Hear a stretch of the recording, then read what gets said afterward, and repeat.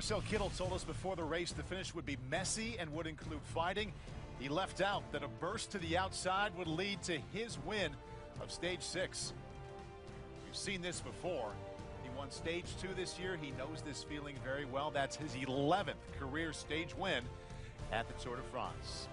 Paul Burmeister alongside Bob Roll and Christian Vande Velde. Bob, it didn't look like he was in very good position late. How did he go from back in the pack to the winner? That's what makes him an incredibly successful sprinter. He's one of the most powerful riders in the professional peloton.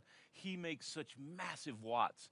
If he has a straight shot to the finish line, very rarely does anybody come around him. His timing is perfect. His instincts are great. The difference today, his team was much closer to the front throughout the final kilometers of the race. Yeah, they're much more proactive today. The other day on Stage 2, with Stage 2, he killed them. Stage 4, way too far back. And then they got caught behind those crashes and just compounded farther and farther back. But half of his lead-out train was on the ground. Today they're on the front, but then they actually got swamped. And like you said, they were pretty far back with a couple hundred meters to go. But, you know, having that much HP underneath the hood, man, I mean, there's nobody like it. Marcel in this kind of sprint. He's still my favorite for the green jersey. Yeah, how excited were the guys after the second longest trek to get to the finish, and temperatures at 99 degrees to make it to this point. But at the end, Kittel saw that opportunity on the outside. His last lead-out man, Sabatini, pulling off on the fence there.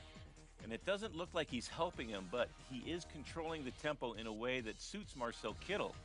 It's all strung out here. They're going nearly as fast as they will be going when they make that final burst to the line.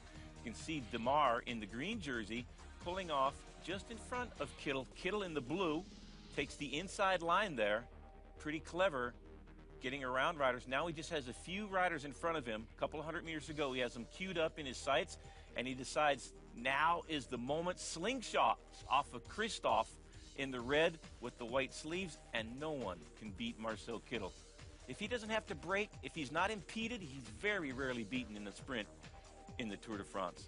Number 11 and number 2 this year. I think he has the hot hand amongst all the sprinters, going to be very dangerous the rest of the Tour de France. And Christian, Bob talked about the watts and the power to go from 8th late to 1st, as we're seeing here, but also how about the vision that there was an opportunity on the outside, and also the instincts on when it was time to go. Yeah, they're just sprinting. They know exactly when they need to be going. They're looking at the signs once in a while. Probably scoped out the course beforehand on some kind of app, or somebody even videotaped it ahead of the race. He knows exactly where he needs to be at every time. But yeah, again, when you have that much power, though, that gives you the luxury of waiting very late. Yeah, that kind of power makes your vision and instincts look very good, very sharp. Look even better. And Kittel ahead of Arnaud Demar, who came in with the green jersey, 2nd place, and Greipel right there at 3rd. And Kittel, just after that celebration we saw, the 2nd stage win of this tour, he had this to say. Marcel, battle royale between all the best sprinters, a lot calmer than last time, and another victory for you. Can you take us through those final moments?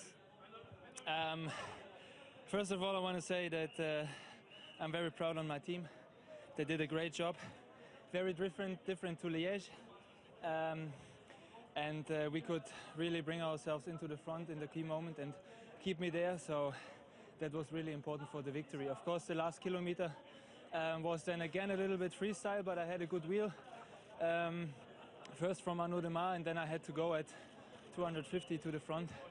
And yeah, it went perfect. I could start from a great position, a little bit behind to see where my concurrents go. And yeah, I feel good at the moment. Indeed, and a 2nd stage victory. Does that mean that you'll be focusing on the green jersey now? For sure, I have it in my focus, but for now, what is most important is that you get points in the sprints, that you get those victories, because they give you a lot of advantage.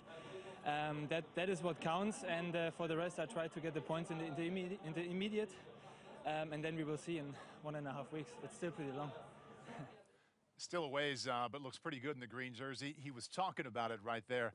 Without Sagan, at least for now, would you call him the favorite to be in green? I wouldn't say the favorite. It's a lot of Tour de France left. There's a lot of stages in the medium mountains where Michael Matthews could go in a breakaway or have the sprinters be dropped before the finale and get some very valuable points that Marcel Kittel alluded to. A lot of points for the win, and it precipitously falls off from there. And they did that a few years ago so that Peter Sagan could not win the green jersey. And Marcel Kittel may be the most likely to inherit that, but that's going to be a very tight competition for the rest of the Tour de France. It's going to be great racing. I think he is. I mean, it wasn't until stage 2 when we were having this conversation that I really even put Marcel Kittel in the same category as Peter Sagan. Before the race, I would already given the jersey to Peter before it even started. I mean, I think he deserves that. No one even come close to it. He almost won by 300 points last year, if you think back. But he already took 13 points out of the lead of Demar today. It's a big chunk yet again, even when Demar gets second place. Yeah, I mean, there are 9 sprint stages here. He has 1/3 of them done. He's won 2 out of them. I mean, I think he's on track to win 5 stages at this tour, which is a big number to put up.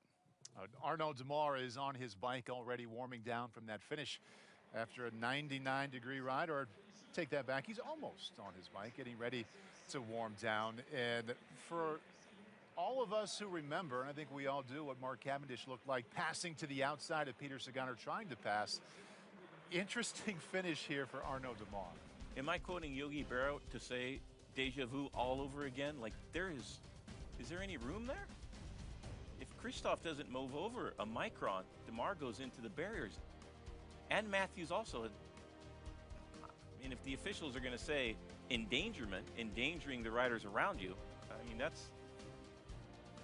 I thought it was supposed to look different at the finish today. I mean, look at this. You could almost see Demar hitting some of the spectators' arms as you go by there.